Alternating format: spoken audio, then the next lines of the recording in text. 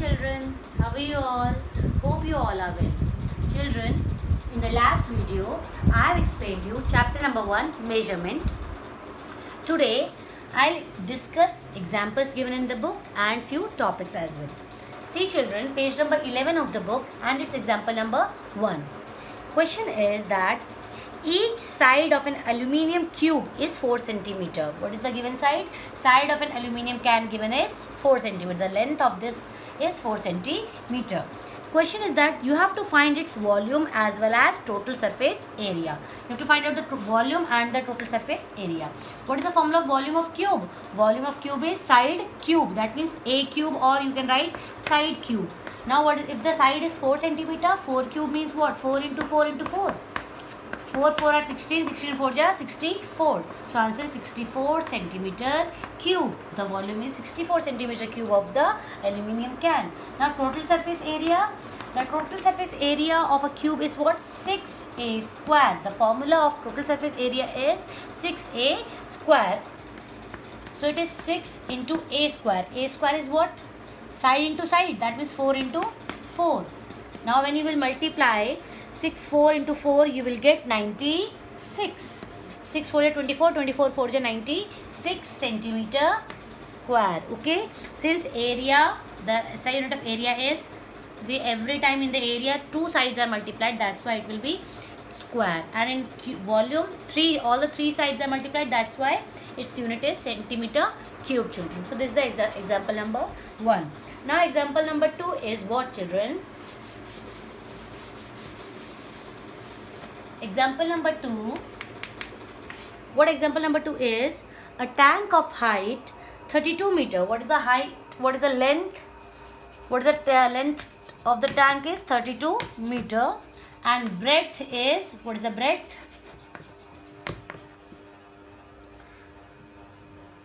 Breadth of the tank is 20 meter, and a tank of length is 32 meter and breadth is 20 meter is filled with water. The depth of the water in the tank is, that means height given is 2.4 meter. Calculate the volume of water contained in the tank. You have to find out the volume of the tank. That means what volume of the water in the tank. What is the height of the water given in the tank is 2.4 meter. Now volume of water in the tank is what? Water in the tank, it will be length into breadth into height, L into B into H. What is length? It is 32, breadth is 20, and it will be 2.4. When you will multiply these three, you will get 1536 meter cube, children. So this is the way we are going to solve the questions, numericals. Okay, children. So these are the examples. Now today I will explain you vessels used for measuring volumes or capacities. Children, we have many different vessels, okay, to measure volumes and capacities. What is the first vessel? Is the graduated cylinder. Graduated means, beta, it is labeled. See here, it is written in all the graduated cylinder, it is labeled 0 milliliter, 10 milliliter, 20 milliliter, 30 milliliter, 40 milliliter. Likewise, it is till 100 ml. Okay, when we want to measure the volume or the capacity of any given liquid, then what we do? We simply pour that liquid till, if we want 30 ml of water, then what we'll do? We'll pour water in this graduated cylinder till 30 ml, and we'll get the 30 ml of water by using the graduated cylinder. Graduated means labeled cylinder. Okay. Now next is, from where all these graduated cylinders we are using, children? We are using mainly these graduated cylinders in laboratory to measure the volume of liquids and to find out the volume of an irregular solid, which I will explain you later, children. Next vessel is measuring can. What is this measuring can? This measuring can is of like fixed capacity. Okay, for example, it is of 500 ml or 100 ml. It can be anything. Okay, it can be, its capacity is fixed, children. Okay, 500 ml, or it can be 100 ml, 50 ml, or 1 liter. It is the capacity of this can is given to you. For example, if anyone asks you 500, give 500 ml of kerosene. Okay, usually you have seen these types of measuring cans in the kerosene when they pour measure kerosene or oil. So what they do, they simply fill that can and they will get to know that yes, this quantity is now 500 ml, and they simply give you.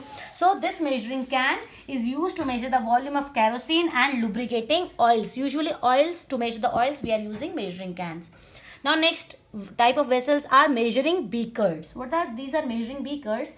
These measuring beakers are also of fixed capacity or of fixed volumes. For example, you have seen the vendors who sell milk. Okay, it is also of like 100 ml or it is also 50 ml. These measuring beakers are also having fixed capacity, children. Okay, 100 ml, 50 ml, likewise it can be 500 ml, it can be likewise 1 liter. So these measuring beakers are commonly used to measure the volume of milk and edible oils. Okay, like your mustard oil, coconut oil, all these types of oils we are measuring the capacity by of the volume by using these measuring beaker. Next one, this is the A cylinder, B cylinder, C and D cylinder, and next is E cylinder. Now the type of E cylinder is also known as graduated cylinder. Why it is known as graduated cylinder again? Since it is labeled one. Okay, children, this is again labeled one. This type of graduated cylinder are used by the pharmacist, those who make medicines. They, in making medicine, a correct amount or proportion of medicines are combined in a right proportion. So from where they will get the right proportion or the right amount of that medicine? From this, by using these graduated cylinders. Okay, pharmacist. And these type of graduated cylinders are used in laboratories. You will see in our laboratory when the schools will open, I'll show you this type of cylinders are in our laboratory, physics laboratory. Okay, these cylinders are usually used to measure the volume of water and to find out the volume of an irregular solid. Look, volume of regular solids we can find out by using formulas, like volume of cube is what? A cube.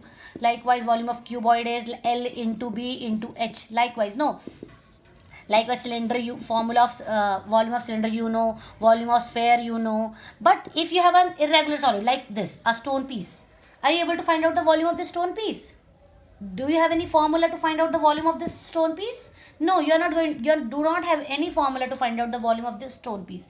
So how we are going to find out the volume of this stone piece? By using this measuring cylinder. I'll explain you how. Okay, we are not going to break it and make it in a shape, or then we are going to find out this is not the way. We are going to find out the volume of this stone piece by using this graduated cylinder. This I will explain you later, children. So these are the vessels used for measuring volumes or capacities, children. Now children, see how you can measure. Next topic is how you can measure the volume of a liquid by using a measuring cylinder. For example, you have a measuring cylinder or a graduated cylinder. Okay, children. Okay, now you have filled water in it. It is 0 ml, then it is 10 ml, then it is 20 ml. Likewise it is, okay, 30 ml, 40 ml, likewise. Okay, now you pour water in it till this level. When you pour water in it, you will get a shape like this. All this is water filled in it. Okay, when water is filled in it, you will get a shape like this. When you fill the water and keep it at rest, you will find this shape. Okay, the lower curve is known as meniscus. This lower curve is known as meniscus.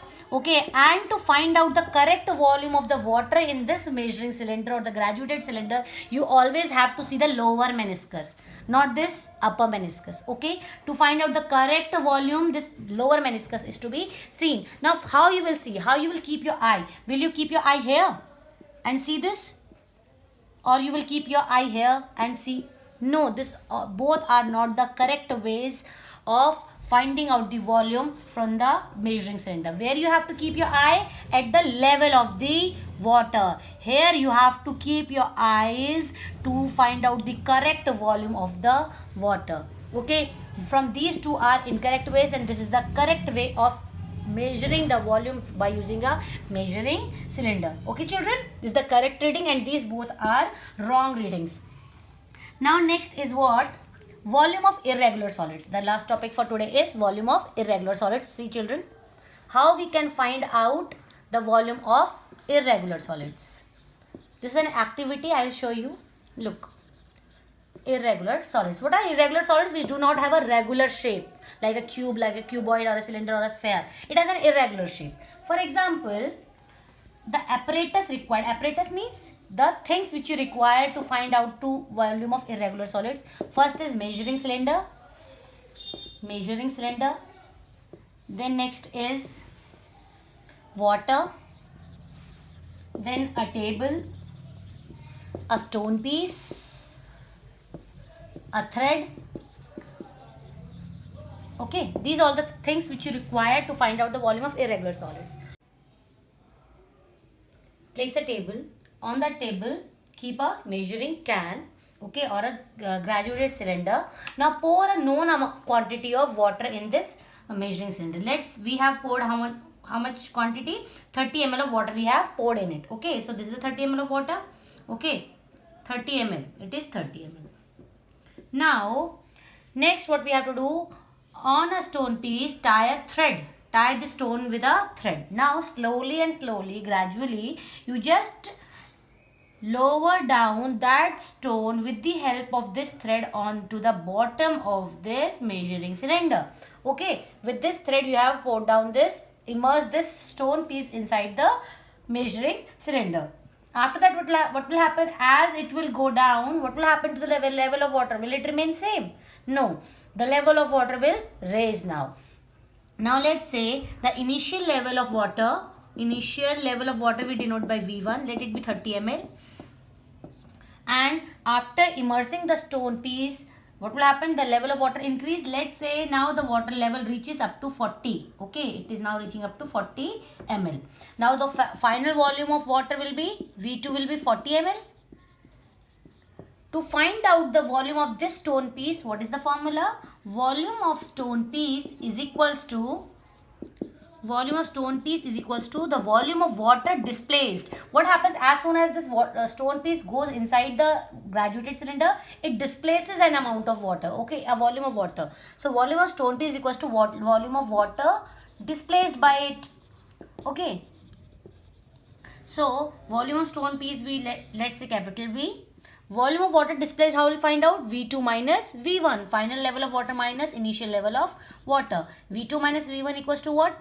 40 minus 30, which is equals to 10 ml. So the volume of the stone piece is 10 ml. By this activity, we can find out the volume of any irregular solids, children. Okay. Now, children, there is another way also by using a Eureka can. What is that? It's a very small activity. See, there's another way also how we can find out this volume of irregular solid.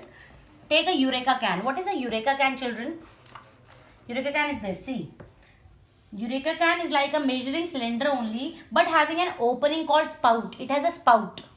Okay, it has a spout. For example, again we have the same stone piece. We will tie that stone piece with a thread. Okay, we have to find out the volume of this stone piece. What we will do? It is also, this is measuring cylinder having a spout. This is known as spout. Okay, S-P-O-U-T, spout. It is also graduated, labeled one, 0 ml, 10, 20, 30, likewise. Okay, let it be, it is of 50 ml. It is 50 ml.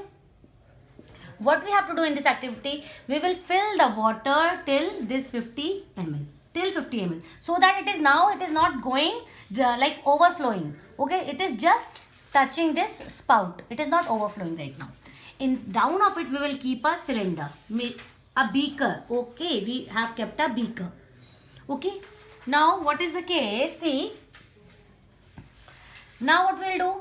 We have tied this stone with a piece of with the help of a thread. Now slowly and slowly, we will, with the help of this thread, we will lower down this stone piece inside the bottom of this Eureka can. This can is known as Eureka can. Okay. Now, as soon as it will start going inside this Eureka can, what will happen? The level of water will increase. When the level of water will increase, the level of the water will raise and the water start overflowing, and from this spout, water will start flowing inside the beaker. Okay, this beaker is also graduated. This beaker is also graduated. Now, we will wait till the water will come down in this beaker. When water stops coming down, what we have to do? We will just, let's say, water has filled in this beaker till 10 ml. Okay, till 10 ml. I have already explained you how you have to see the level of the water by keeping your eye at the level of the water, meniscus, lower meniscus. Then what you have to do? When the water stops coming from the spout, just measure the volume of the water in this beaker, and by measuring the volume of water in this beaker, you will get to know the volume of this stone piece. Here also, what is the volume of the stone piece? 10 ml. Volume of the stone piece is equals to the volume of water collected in this beaker. Okay, by using Eureka can. This is the another way by which we can find out the volume of an irregular solid, children. Now we have explained, I have explained you till page number 13, children. Your homework. What is your homework? Read chapter number 1 till page number 13. Okay.